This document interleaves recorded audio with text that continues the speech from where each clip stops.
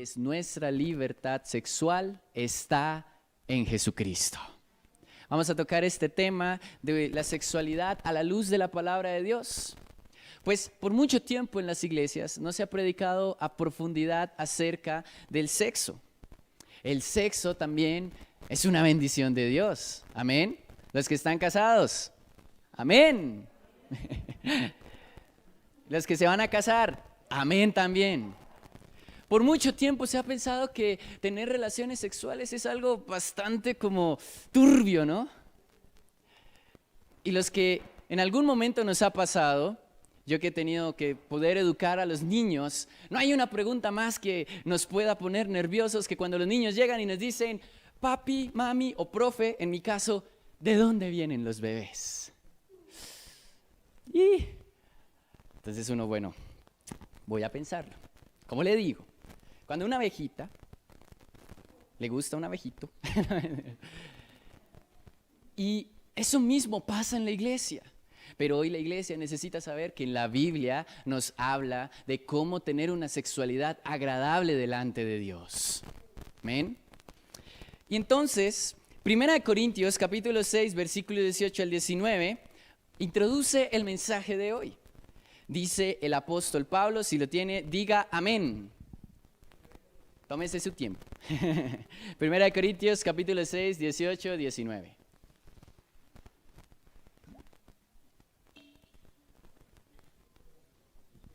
Primera de Corintios 6, 18 al 19.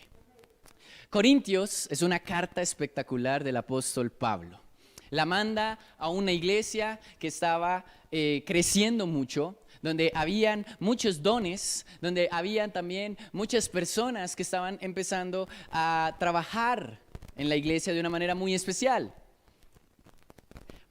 Pero algo empezó a ocurrir en la iglesia de Corintio, y es que empezaron a ser inmorales, sobre todo en su área sexual. Nomás cuando leemos el capítulo 1, vemos la triste noticia de un joven que se acostaba con su madrastra. Y el apóstol Pablo dice, ¿qué es lo que está ocurriendo acá? ¿Qué es esta inmoralidad que está pasando? Además estamos en un puerto, Corinto era un puerto muy importante, hagamos de cuenta como Buenaventura, ¿no? Donde llegaban muchas personas, muchas exportaciones, había mucho comercio y como había tanto comercio, pues la plata abundaba, ¿verdad? Entonces también era una iglesia que se había desviado por las riquezas. De hecho, más adelante en Apocalipsis el Señor da un mensaje a todas las iglesias. Y entre estas hay algo importante que les dice a una, que es la de Sardis. La iglesia de Sardis les dice, tengan cuidado con el amor a las riquezas. Pues Corintio estaba pasando el mismo problema también. Pero había algo especial y es que el apóstol Pablo se enfocó en la moralidad sexual de las personas. Y por eso escribe en el capítulo 18, el capítulo 6, que es enseñarles a la iglesia a que se cuiden en su intimidad. Y les dice este versículo, esta palabra increíble, huyan del pecado sexual. Ningún otro pecado afecta tanto el cuerpo como este, porque la inmoralidad sexual es un pecado contra el cuerpo propio. ¿Lo estoy leyendo en otra versión? Ay, discúlpenme, debe ser que... Discúlpenme. Ya abrimos Reina Valera. Primera de Corintios, ¿qué, pastor?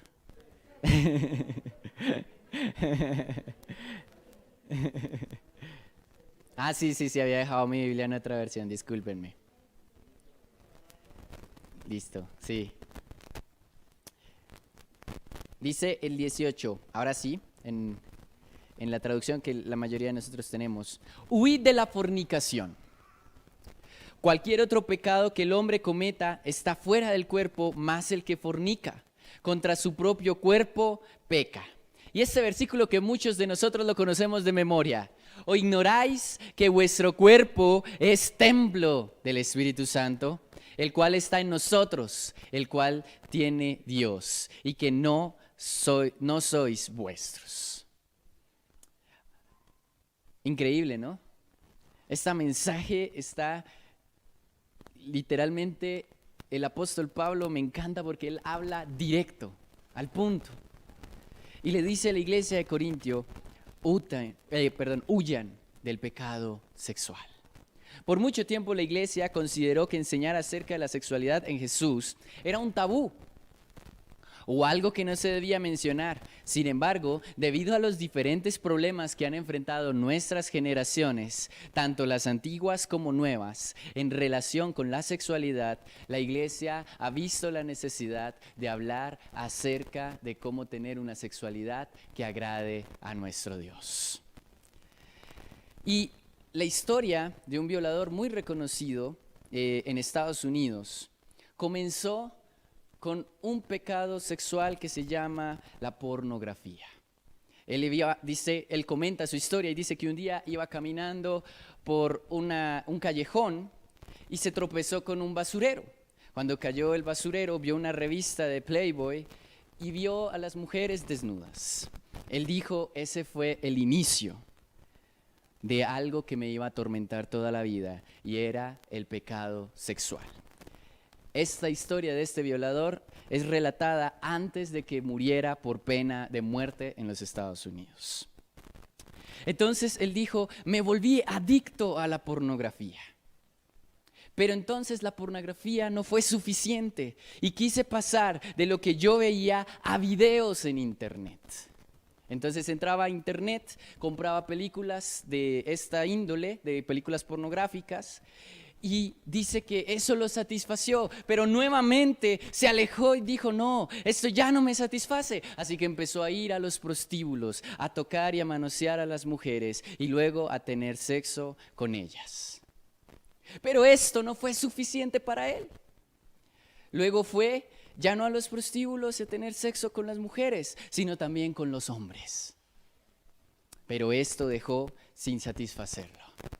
Y por último, terminó con los niños. Entró a una iglesia local, una iglesia católica, se hizo pasar por un servidor y fue uno de los que violaba a los niños. El relato de este hombre termina que él estaba en la cárcel porque lo habían descubierto y le habían dado una pena de muerte. Y entonces un pastor de una iglesia cristiana, específicamente la iglesia pentecostal de los Estados Unidos, estaba visitando a los presos. Y cuando llegó el pastor a donde el violador le dijo, tú has permitido que el pecado sexual entre a tu vida de una manera pequeña y hoy tienes un gran problema. Y el Señor le dijo, el violador le dijo, sí, ¿qué puedo hacer? Y el pastor le dijo, cree en el Señor Jesucristo y Él te perdonará de todos tus pecados. Pero las consecuencias las tienes que asumir. El hombre dice que el Señor sintió cómo fue libre ese día de su pecado sexual. Y los últimos 4 meses de su vida vivió yendo a la iglesia, en la cárcel, siendo alguien que a pesar de que sabía que iba a morir, eso no lo atormentaba porque el Señor lo había perdonado, lo había restaurado. Y la frase que dijo antes de morir, antes de que le aplicaran la inyección letal, le dijo a sus familias, no se preocupen, nos vemos en el cielo. Tremendo. Pues Jesús con autoridad enseña en la Biblia que debemos cuidarnos del pecado sexual en todas sus formas, porque no hay solo una forma, ya vimos varias. Y dice la palabra de Dios en Mateo capítulo 5, volvamos a nuestro hermoso sermón del monte, del versículo 27 al 30, algo muy profundo que habla el Señor Jesucristo acerca de la inmoralidad sexual.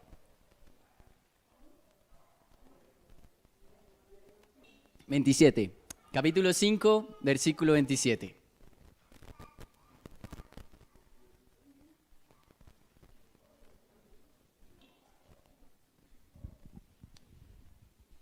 ¿Listos?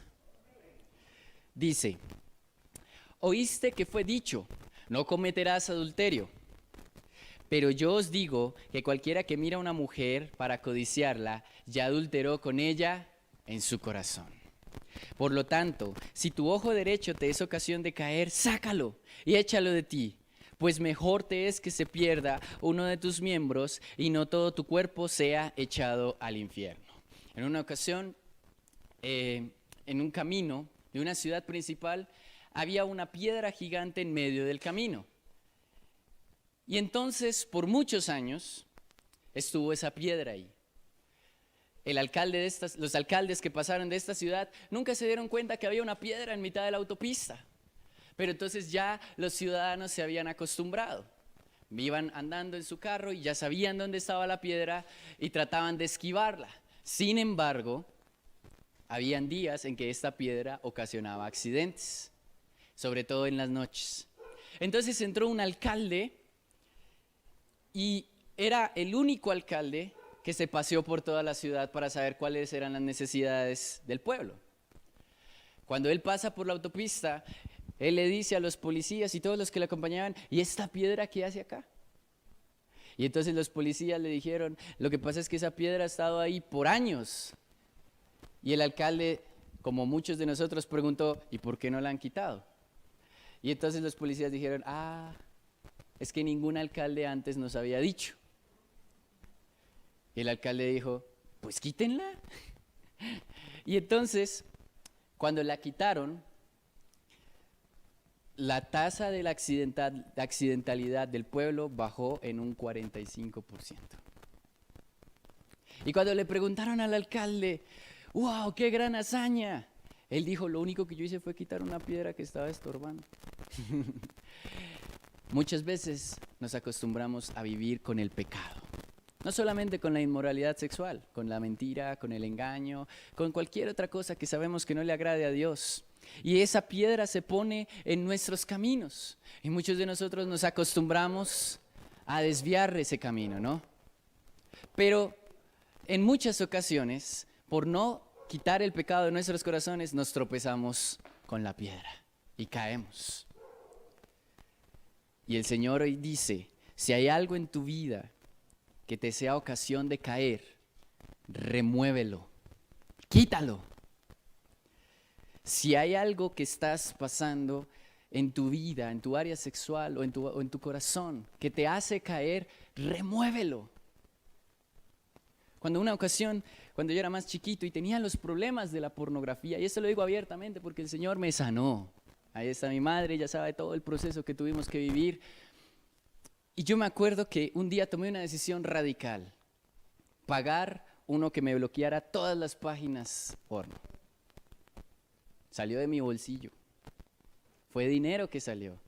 Pero el Señor, yo un día estaba orando y yo, Señor, pero ¿cómo hago? ¿Cómo hago? El Señor, estaba en mis redes sociales cuando vi la publicidad. Bloqueamos todas las páginas y eres una fundación cristiana.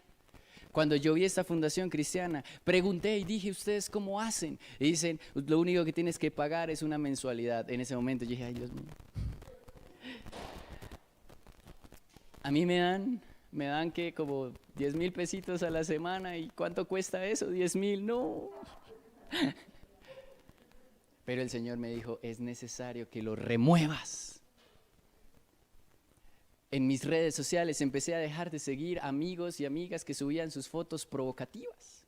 Las bloqueaba o las dejaba de seguir. Y después me escribían, ay, ¿por qué me dejaste de seguir? Ay, me equivoqué, pero por dentro yo, porque ustedes me hacen pecar.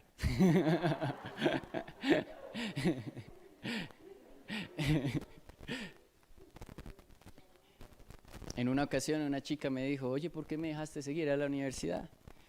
Y yo con el corazón muy triste le dije, lo que pasa es que las fotos que tú subes me hacen daño. Pero cuenta conmigo para lo que necesites. Porque era necesario remover lo que me estaba estorbando para yo poder continuar el camino y no seguir tropezándome. Porque por culpa de estos pecados, incluso mi vida se ponía en riesgo. Uno de los miedos que el Señor pone en mi corazón es cuando los jóvenes y cuando uno mismo comete el mismo error varias veces, es que nos acostumbremos. Y nos acostumbramos y nos acostumbramos y cuando nos damos cuenta ya no nos sacia ese pecado. Y entonces tenemos que buscar otro cada día más profundo y más profundo y más profundo. Y puede llegar un momento en que estés tan profundo donde ya no haya salida. Pues un teólogo muy importante, Bermúdez de España, dice, nuestra salvación, muchas veces queremos jugar con la salvación. Es como un rodadero. Cuando éramos chiquitos, nos gustaba estar en la esquina del rodadero. y a veces nos resbalábamos, pero nuevamente podíamos subir otra vez arriba del rodadero. Pero yo me acuerdo en un momento, dice el teólogo, que ya llegaba a un punto donde el rodadero ya era tan empinado donde ya no podíamos regresar atrás. Y nos deslizábamos y caíamos. Y nos tocaba volver otra vez a empezar desde cero, subir las escaleras para poder estar otra vez arriba del rodadero. Pues el pecado es igual. A veces nos gusta jugar con el pecado. Entonces, hoy dije una mentira. Hoy engañé. Hoy me robé una platica de la empresa que necesitaba. Me llevé unas cositas de la oficina. Vi una imagen porno, pero es que era una actriz súper linda.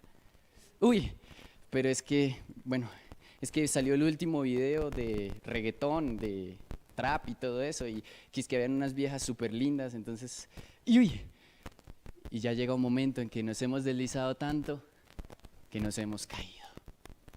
Gloria a Dios por Jesús, porque Él, antes de que caigamos, extiende su mano y dice, tú de ahí, de ese hueco, no vas a poder salir solo.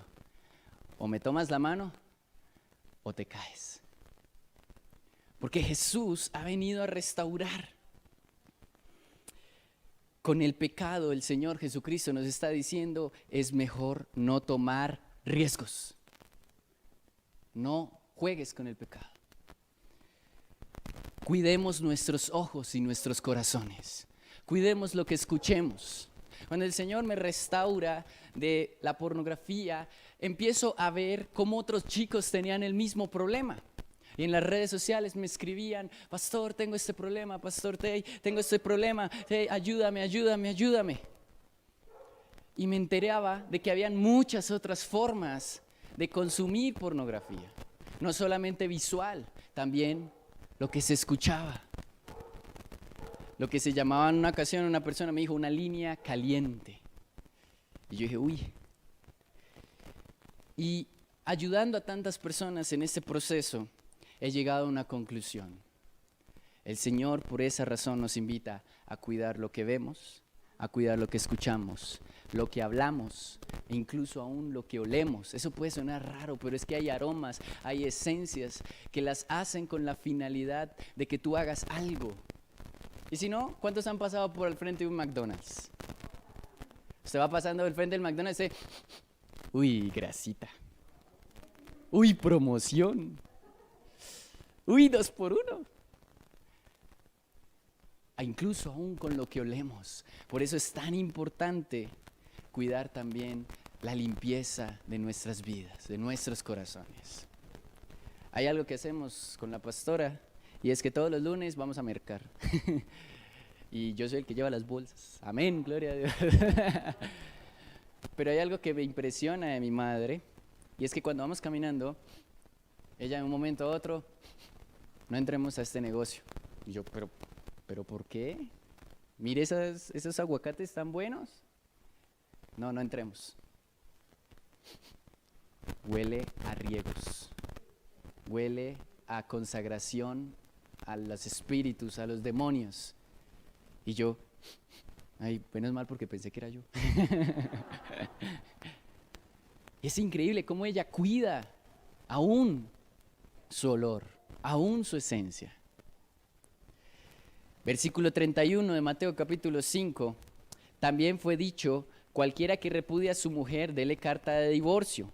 Pero yo os digo que el que repudia a su mujer, a no ser por causa de fornicación, hace que ella adultere, y que se casa con la repudiada, comete adulterio. Nuestro Dios quiere restaurar los matrimonios. Cuando tenemos la oportunidad y he escuchado consejerías acerca de matrimonios, hay algo que me impresiona que dice nuestra hermana que está encargada de eso, y dicen, antes que nada, cuando ella empieza y sabe que viene una pareja con dificultades, la pastora Yolanda dice, antes que nada, dejemos algo en claro, el divorcio es la última opción. Los mira a los ojos con amor y les dice, el divorcio es la última opción. Porque Dios quiere restaurar los matrimonios.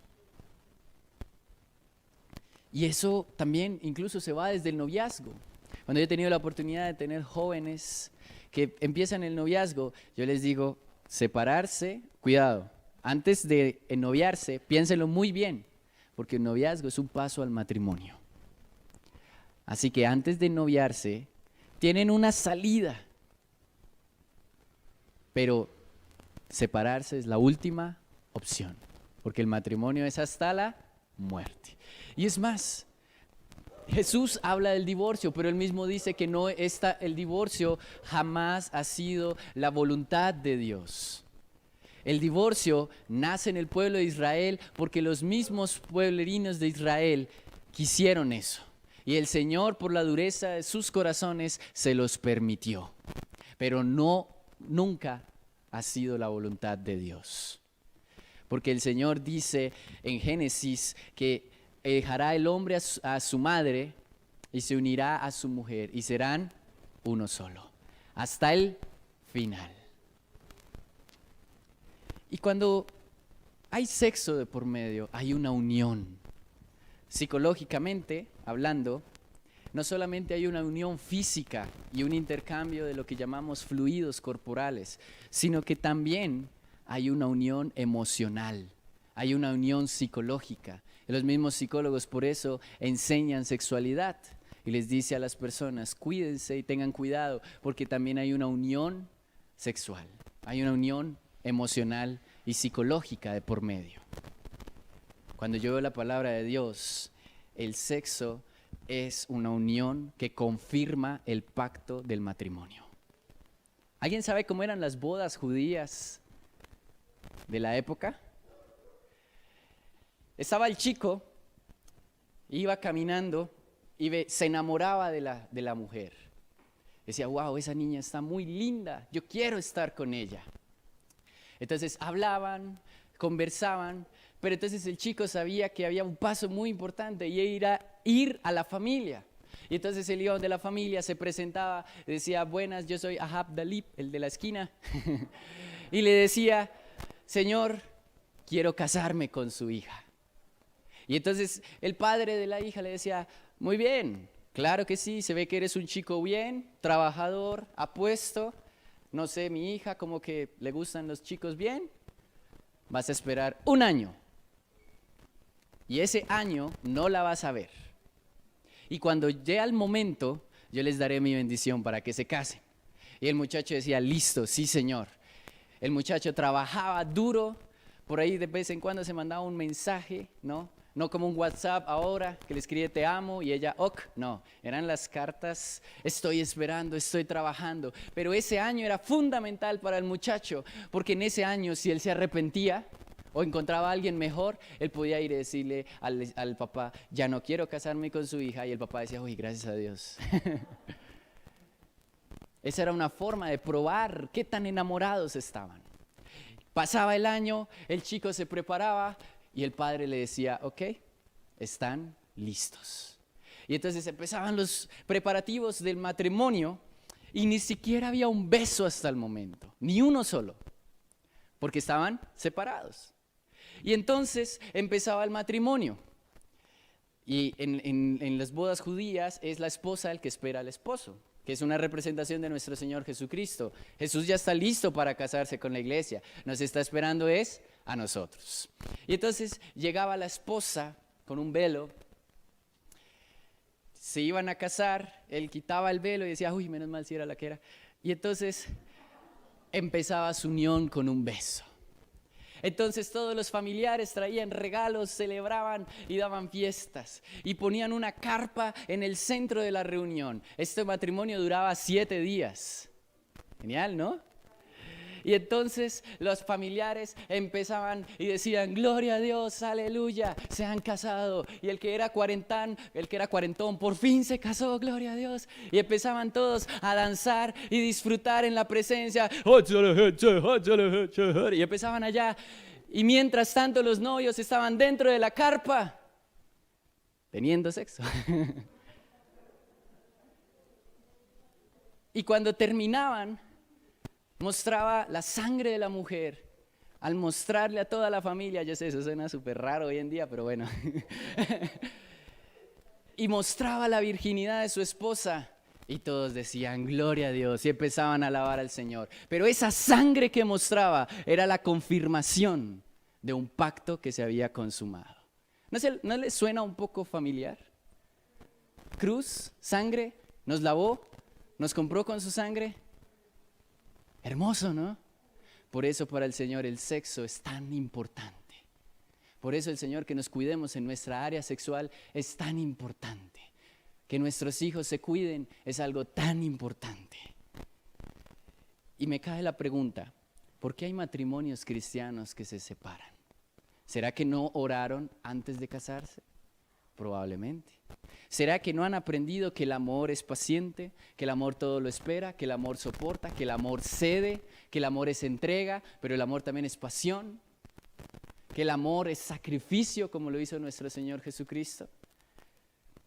Estar atentos nos debe ayudar, porque solo una gota de pecado en nuestros corazones nos puede afectar. Por eso es tan importante huir del pecado, sobre todo del pecado sexual. Y cuando no podamos huir, porque van a haber momentos en que no podamos huir, enfrentarlo con la palabra de Dios. Y esto es algo que el Señor hoy quiere que hagamos. El Señor hoy quiere que nos cuidamos. Y aquí tengo esta pequeña ilustración. Este es nuestro corazón, cuando el Señor lo purifica. Hermoso, limpio. Y esto que está aquí es el pecado, negro, digámoslo así, ¿no? No es que el pecado sea negro, pero lo representamos por lo general con lo negro. Aquí no hay menciones pagadas, nada, entonces. Y el pecado, entonces empezamos a jugar con él y empezamos a decir, ay, tan chévere el pecado, vea pues. Y al principio es algo sencillito, ¿no?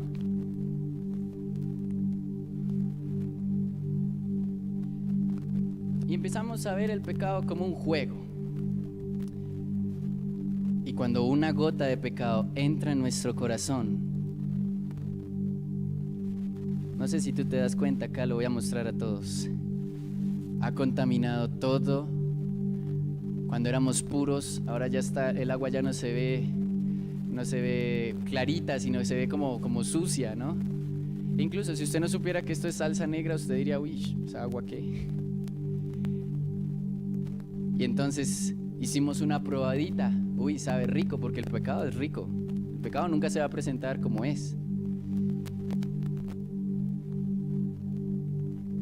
Y cuando nos damos cuenta,